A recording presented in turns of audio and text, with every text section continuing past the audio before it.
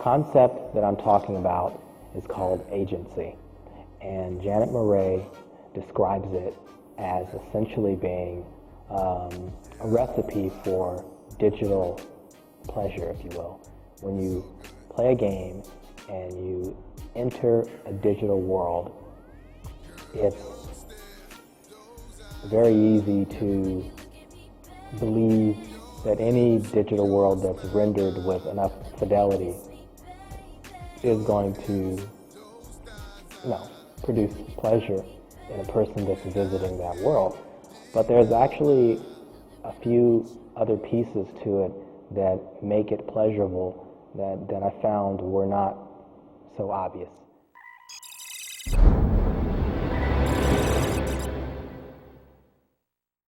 The human mind has a propensity, a natural gift to move into other realities. When you're reading a book, a novel, when you're totally engrossed in a story that you're imagining in your own mind, you're creating a kind of a version of virtual reality. Typically, we think we are where we have control over our sensory systems.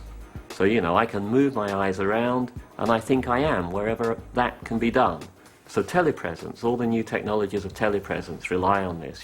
Give me a nice closed-loop link to a camera on top of a building so that I can, as I move my head, that camera moves around, and I'll begin to feel as if I'm on top of the building because you've closed the loop. You've closed the loop between motor control and sensory input coming from the world. Wherever you've got a closed loop, I think you've got an embodied, present person.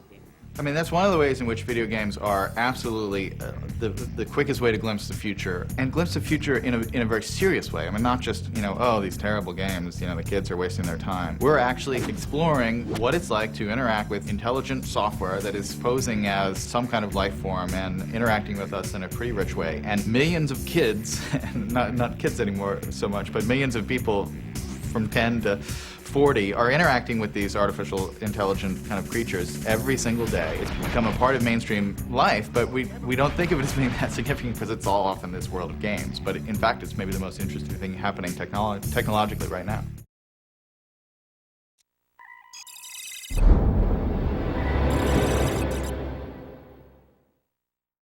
We really wanted these clone commandos to feel like an elite squad and get them to feel like they're a lethal weapon in the game. As animators, we don't get to feel like soldiers. Having Joe come in really helped us get into that mindset. I start with something very, very basic. I start with safety rules, 4 safety rules. I go into how to grip a weapon safely, how to draw it, a 5-point draw, how to move with a handgun or a long gun. That's it. I try and make it as close as reality as I possibly can. We took a team of 4, and we went through breaching a door, whether it be a single door or a double door, going in single file, filing into the room. It's very, very important to go in at once as one unit, making sure their weapons are carried in a functional way, making sure that everyone knows their job, knows their strengths and weaknesses. It's very, very dangerous because once you go into a room, you're going into the room because there are adversaries on the other side that are willing to kill you. And this is why I take this kind of training. Even though it's not live fire training, I take it very, very seriously. While walking through the exercises with Joe, you really get a sense of what an actual soldier feels when they're walking through environments, unknown, dangerous environments. You really get a sense of how vulnerable you are and how much you have to depend on your squad mates.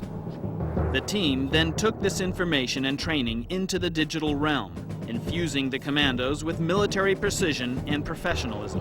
First man in. They need to think like I think and put themselves in my mindset. Take it very, very seriously.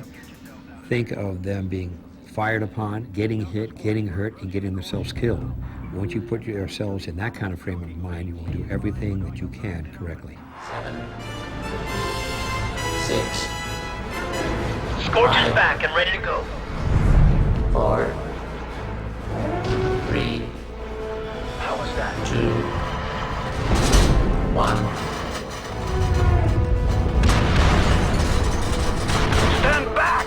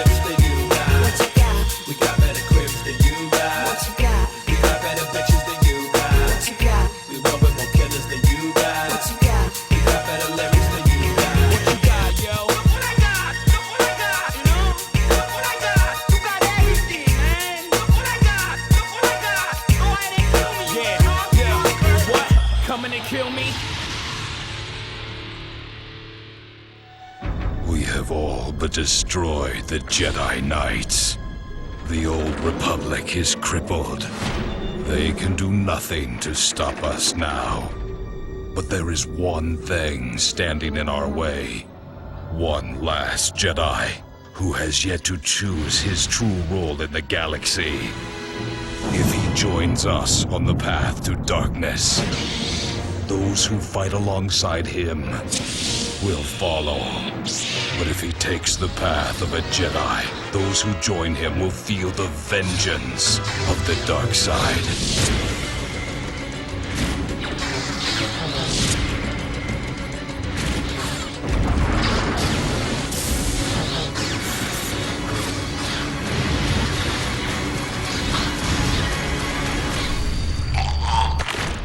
They've updated classic philosophical analogies like Plato's allegory of the cave and Descartes' story of the evil deceiver in ways that actually interest people.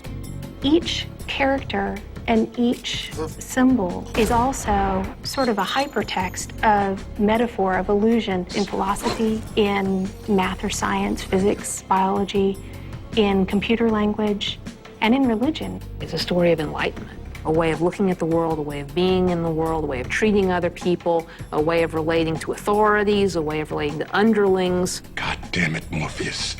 Not everyone believes what you believe. My beliefs do not require them to. It's like this big thought experiment that helps us to think about things that are going to be really important in the future. It's not just about making a movie, it's about also a deep message. It's a very prophetic message, very progressive message, and still entertaining, amusing, unsettling, soothing, all the things that great art ought to be.